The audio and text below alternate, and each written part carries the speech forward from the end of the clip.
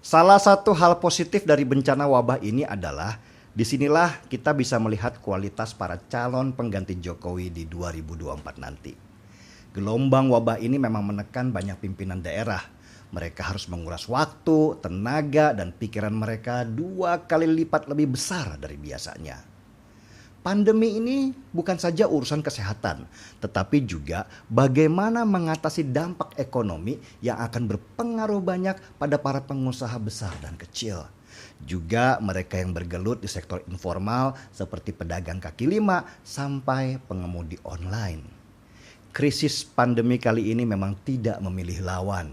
Semua dihajarnya tanpa belas kasihan. Ada 4 orang tokoh kuat untuk calon presiden nanti. Dan sekaranglah saatnya kita melihat bagaimana cara mereka mengatasi situasi ini. Saya kesengsem sama Bu Risma, wali kota Surabaya pada waktu awal pandemi ini muncul. Bu Risma termasuk pemimpin daerah yang paling tanggap dan paling sigap. Jauh sebelum wabah masuk Surabaya, dia sudah memborong banyak masker untuk jaga-jaga. Dan gilanya, firasatnya benar. Wabah ini tidak seperti biasanya karena menimbulkan kepanikan yang luar biasa. Sesudah positif warganya dilaporkan ada yang terkena penularan, Bu Risma langsung bergerak membagikan masker gratis kepada warganya. Itulah kenapa warga Surabaya dalam menghadapi pandemi ini jauh lebih tenang dari warga Jakarta. Karena mereka tahu pimpinan mereka bekerja untuk melindungi mereka. Ridwan Kamil juga lumayan.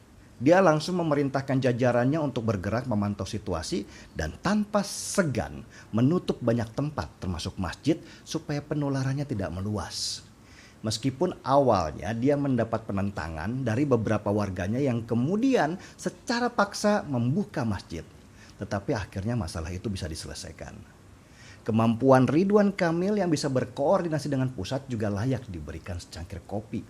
Dan andalan Ridwan Kamil adalah komunikasi yang dia bangun lewat media-media supaya warganya selalu menjaga jarak. Dari Jawa Tengah, Ganjar Pranowo lah yang harus saya kasih nilai sempurna. Pada masa sulit ini, dia malah terlihat ada di mana-mana dan kebanyakan ada di lapangan. Ganjar sedang bersepeda, lihat situasi. Ganjar sedang bertemu warga dan bersosialisasi. Bahkan ada momen di mana Ganjar berkomunikasi dengan pasien yang sudah sembuh dari penyakit.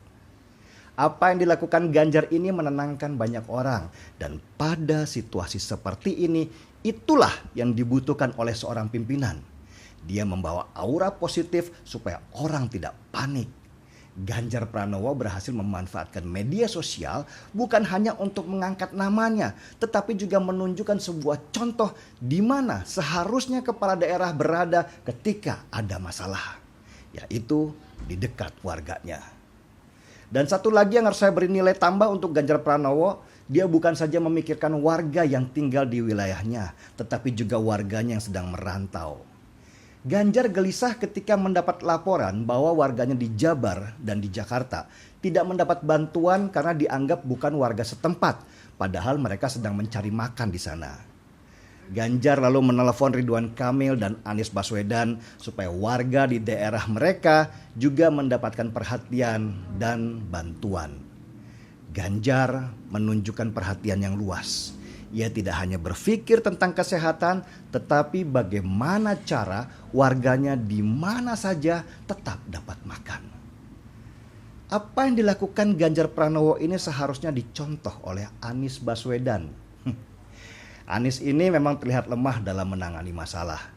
Kerjaannya sejak awal hanya konferensi pers dan menakut-nakuti masyarakat dengan data kematian yang berbeda dengan pusat. Lucu juga ya. Waktu Jakarta banjir, dia menghilang. Yang muncul cuma si Sekda. Pas wabah ini, dia muncul terus. Gak peduli orang bosan lihat. Lu lagi. Sekalinya kerja, salah. Maksudnya dia mau membatasi penyebaran wabah dengan mengurangi transportasi publik. Malah banyak calon penumpang yang kececeran karena transportasi publiknya berkurang. Tidak sesuai dengan jumlah calon penumpang. Anies memang bukan tipikal seorang manajer. Dia lebih kuat di teori seperti dosen. Ketika dia diminta untuk menjalankan teorinya, jelas kelabakan karena itu bukan bidangnya. Karena itulah ia menutupi kelemahannya dengan selalu tampil di televisi supaya terlihat hadir di tengah masyarakat. Anies lebih banyak memainkan pencitraan daripada kerja beneran. Buzzer-buzzernya dikerahkan hanya untuk mengangkat namanya. Malah muncul tagar Anies keren. Apa hubungannya coba kekerenan dengan kerja? Ini yang keren tampangnya, bicaranya, kerjanya, atau apanya. Nggak jelas memang buzzernya Anies. Mereka memainkan tagar supaya trending. Karena memang trending itu punya nilai statistik yang bisa dilaporkan sebagai hasil kerja. Meskipun pengaruhnya sebenarnya nggak ada. Malah jadi bahan tertawaan mereka yang rasional.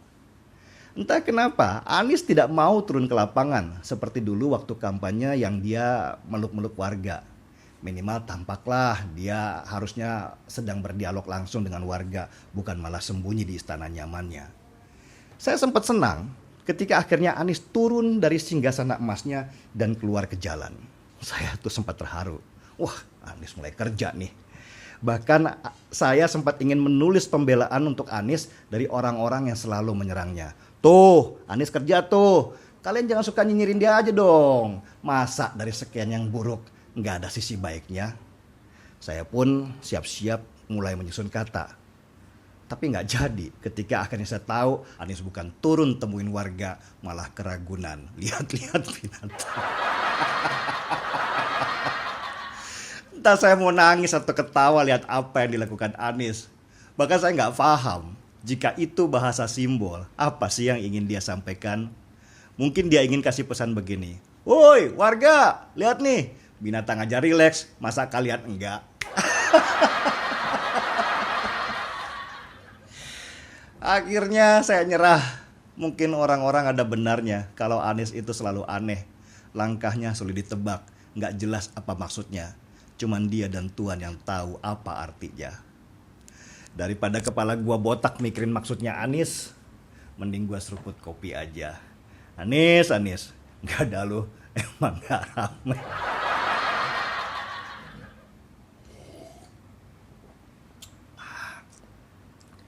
Mari kita bongkar semua.